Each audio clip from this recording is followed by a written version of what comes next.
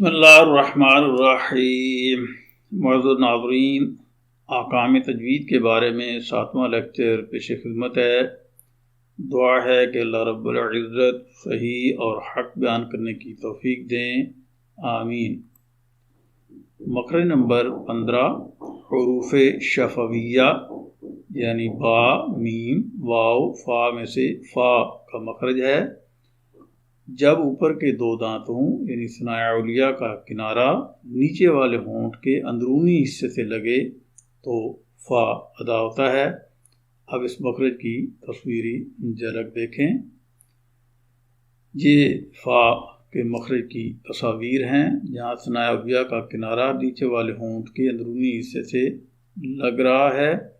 اس تصویر میں بھی ثنایا علیہ کا کنارہ نیچے والے ہونٹ کے اندرونی حصے سے لگا نظر آ رہا ہے، تو یہ فا کا مخرج ہے۔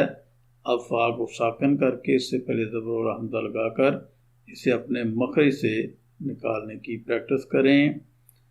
Of, of. اب فا کی ادائیگی دیکھیں۔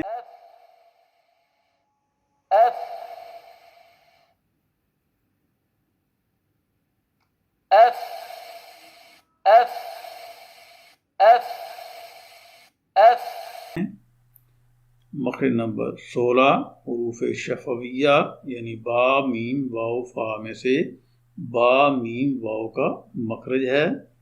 با اتباع کے شفتین یعنی بند ہونٹوں کے گیلے حصے سے، اور میم اتباع کے شفتین بند ہونٹوں کے خشک حصے سے، جبکہ واو متحرک یا واو لین انضمام شفتین یعنی کھلے ہونٹوں کو گول کرنے سے ادا ہوتی ہے۔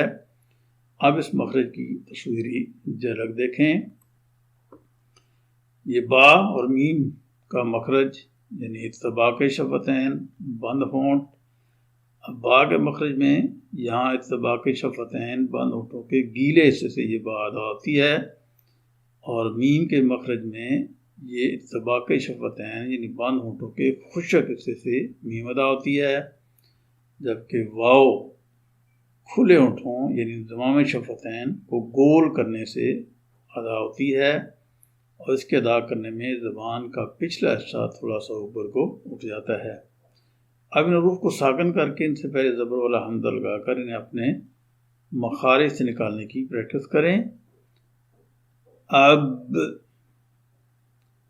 اب، ام، ام، او،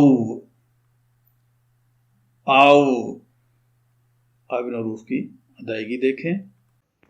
اب، اب، اب، اب، اب، اب، ام، ام، ام، ام، او، او، او، او۔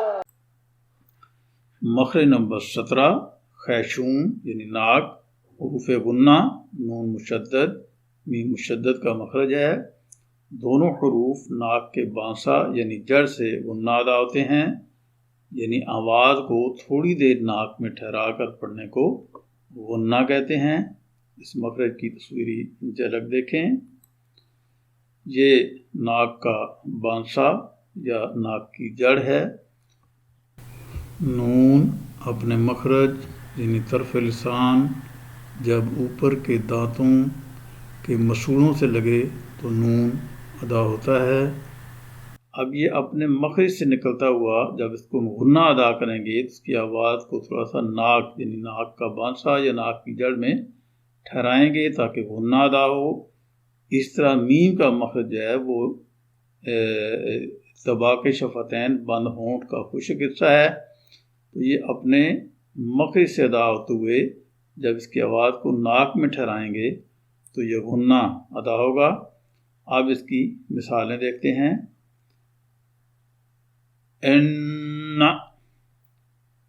ان، عم، عم۔ تو یہ غنہ کی مثالیں ہیں۔ تو ناظرین، اس لیکچر میں حروف شفویہ اور حروف غنہ کی تصاویر کی مدد سے میں نے آپ کے سامنے بیان کی ہیں۔ الحمدللہ مخارج سے متعلق لیکچر کا اختتام ہوا۔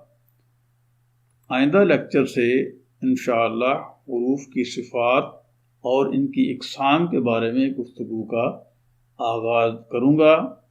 آخر میں گزارش، سبسکرائب کریں اور ویڈیو کو شیئر کریں۔ اللہ آپ کا حامی و ناصر ہو۔